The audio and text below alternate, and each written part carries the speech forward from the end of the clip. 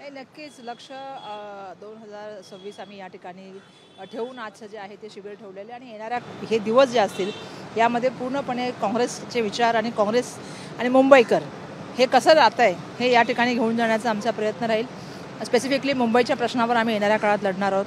मुंबईचे प्रश्न जसे भ्रष्टाचाराचा सगळ्यात महत्त्वाचा प्रश्न आहे जो सातत्याने आम्ही प्रत्येक हप्त्यामध्ये महायुती मस्त पण मुंबईकर मात्र तसं त्याच्या माध्यमातून एक एक विषय आम्ही आणत असतो. आज आपल्याला माहिती आहे की मोठ्या प्रमाणामध्ये मुंबईमधल्या जमिनीचे ज्या तऱ्हेने देण्याचं काम चाललेलं आहे किंवा मुंबईच्या PAPचा एक मोठा घोटाळा आम्ही त्या ठिकाणी काढलेला आहे. त्या व्यतिरिक्त सांगायचं झालं तर पाईपलाईनच्या कशा त्या तऱ्हेने त्याच्यामध्ये कसा भ्रष्टाचार केला जातो, कसे कॉन्ट्रॅक्ट मंत्रालयामध्ये ठरतात आणि त्याच्यानंतर जे आहे त्या फायली ज्या आहेत त्या आयुक्तांच्या माध्यमातून फिरल्या जातात हे आम्ही पुराव्यांशी सादर केलेलं आहे. अपेक्षा हेच करते की मुंबईकरांना जे दिवस रात्र त्रास सहन करावा लागतो. आज मुंबईकरांना एवढ्या मोठ्या प्रमाणात टॅक्स असतो. मुंबईकरांचे पैसे मोठ्या प्रमाणामध्ये मागील काळात मी मलाडच्या केसेस सांगितलं PAPच्या 1000 कोटी त्यांना देण्याचं काम झालं. मध्ये मी जुहूची स्कीम मांडली होती त्यांना त्या ठिकाणी पैसे आधीच देण्यात आले ज्या ठिकाणी झिरो काम झालं होतं. हा पैसा मुंबईकरांचा आणि त्यामुळे मुंबईकरांचे विषय मग ते ट्रॅफिकची समस्या असेल, मान्सूनपूर्व जे पाणी जोडतं त्याची समस्या असेल, घनकचऱ्याची समस्या असेल. आज घनकचऱ्याचा इतका मोठा विषय आहे. मुंबईकरांना आज बघितलं तर रस्त्यामध्ये आजही खड्ड्यांना त्या ठिकाणी सामोरं जावं लागतं. रेल्वेचा प्रवास असे विविध विषय जे आहेत ते मुंबईकरांचे त्या विषयावरती आम्ही येणाऱ्या काळात लढणार आहोत. आणि मुंबई महानगरपालिकेमध्ये पारदर्शक पद्धतीचा कारभार त्या ठिकाणी झाला व्हायला पाहिजे ही आमची अपेक्षा आहे. आणि मुंबईकरांच्या समस्या दूर करण्यासाठी मुंबई महानगरपालिकेने काम केलं पाहिजे. ना की कॉन्ट्रॅक्टर मित्रांना किंवा देशाचे पंतप्रधान किंवा राज्याचे मुख्यमंत्री किंवा अर्बन डेव्हलपमेंट मिनिस्टरच्या कोणत्या स्नेहाला किंवा दोस्ताला त्या ठिकाणी बेनिफिट करण्यासाठी काम केलं नाही गेलं पाहिजे ही आमची त्या ठिकाणी इच्छा आहे.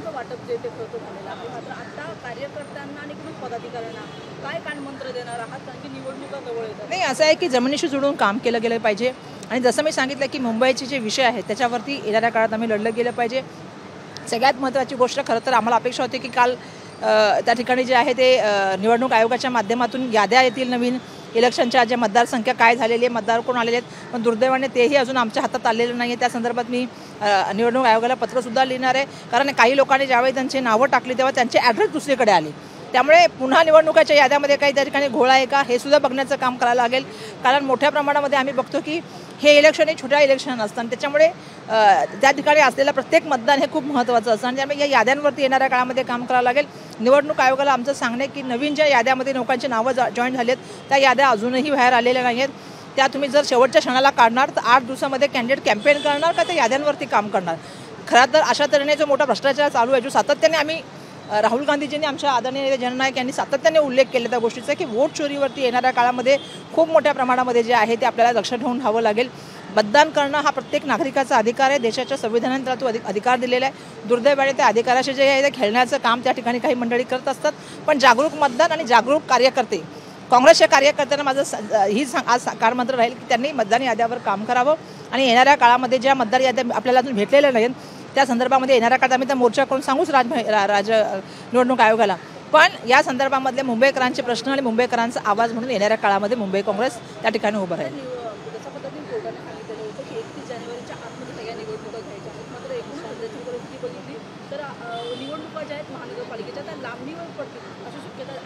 मला असं वाटतं की कदाचित जानेवारी किंवा फेब्रुवारीपर्यंत ह्या निवडणुका व्हायला पाहिजेत.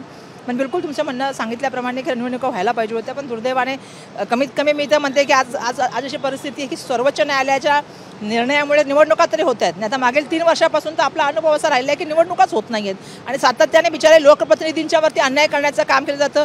पक्षामध्ये गेल्यानंतर त्यांना फंड मिळतो. तुम्ही खरं तर स्टोऱ्या पण केल्या पाहिजेत की आमदारांना आणि सत्ताधारी पक्षाच्या खासदारांना किती निधी दिले.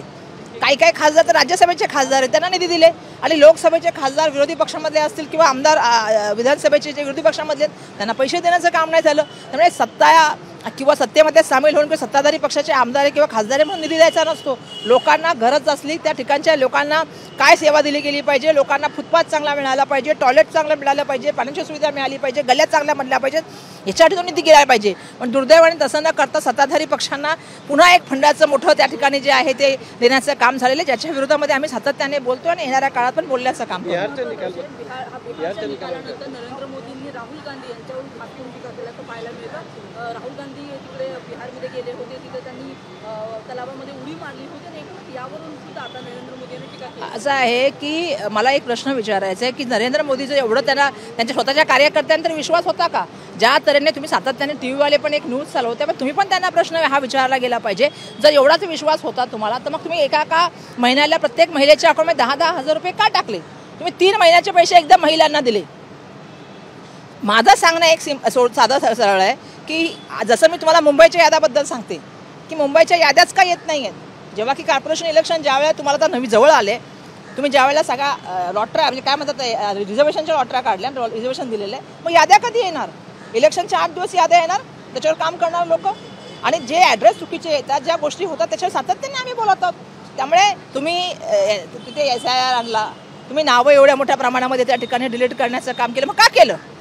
तुम्ही एवढा कारभार तुमचा चांगला होता, तुमच्याबद्दल आता स्वतः आम्ही गेलो, आम्हाला माहिती त्या ठिकाणी किती अँटी इन्कम्बन्सी होती सरकारच्या विरोधामध्ये. रॅल्यामध्ये बघितलं किती मोठ्या संख्येमध्ये लोक येत होती. त्यामुळे माझं सांगणं एक आहे की मोदीजी थोडं पारदर्शक गोष्टीच्या बोलतात ना, मग त्यांनी त्या ठिकाणी याद्यामधली नावं डिलीट का केली? काही नावं त्या ठिकाणची होती ती SIR मधली ती का बाजूला काढण्याचं काम केलं? लाखोच्या संख्येमध्ये नावं होती ती का केली? तुम्ही अशा तऱ्हेने शेवटच्या क्षणी पैशाची अनाउन्समेंट करता. आज मी विचारते महाराष्ट्रातल्या महिलांना, महाराष्ट्रातल्या पत्रकारांना, लाडक्या बहिणीमध्ये इलेक्शनच्या वेळेचे पैसे दिले गेले होते, आज त्यातले किती पैसे महिलांचे कमी झाले? किती महिलांची संख्या रद्द करण्यात आली? लाखोच्या संख्येमध्ये महिलांची संख्या आहे. 13-14 लाख महिला तुम्ही त्या ठिकाणी काढल्या. एक क्रायटेरिया तुम्ही त्याच्यामध्ये आणला आणि एक क्रायटेरिया आणून तुम्ही हळूहळू ती संख्या कमी करण्याचं काम करतात. तुम्ही आज अशी परिस्थिती आहे की सगळ्या डिपार्टमेंटचे फंड तुम्ही वेगवेगळे वळवण्याचं काम करताय. त्यामुळे असं आहे की आम्ही लोकशाहीमध्ये निर्णयाला जे आहे ते जय पराभव दोन्ही स्वीकार करण्याचं काम करायचं असतं. एवढा मोठेपणा काँग्रेसमध्ये तर नक्कीच आहे, त्यामुळे तो आम्ही स्वीकारण्याचं काम करतो. पण ह्या प्रोसिजरच्या माध्यमातून, म्हणून मी मग मुंबईचा पण उल्लेख केला की मुंबई महानगरपालिकेच्या याद्या का येत नाही आहेत, त्या आणा बाहेर.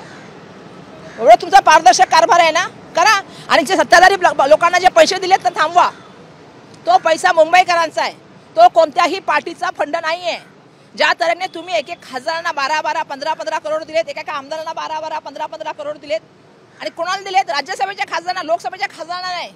काय परिस्थिती आहे ही? म्हणजे तुमच्या पक्षात इकडून तिकडे गेलेली माणसं चालतात. लोकांना पण माझा हात जोडून विनंती आहे, हे कसले स्वच्छ कारभार? इकडचे माणसं तिकडे गेल्यानंतर फंड्या मिळतात त्यांना आणि ते मुंबईकरांचे पैसे वेस्ट करतात. मुंबईमध्ये कामं झाले का? श्वेतपत्रिका काढा ना, 3 वर्षामध्ये जे फंड वाटप झालं त्याचे काम झालं का? दुर्दैवाने कुठल्याही तऱ्हेचं त्या ठिकाणी मुंबईमध्ये काम झालेलं नाही आहे.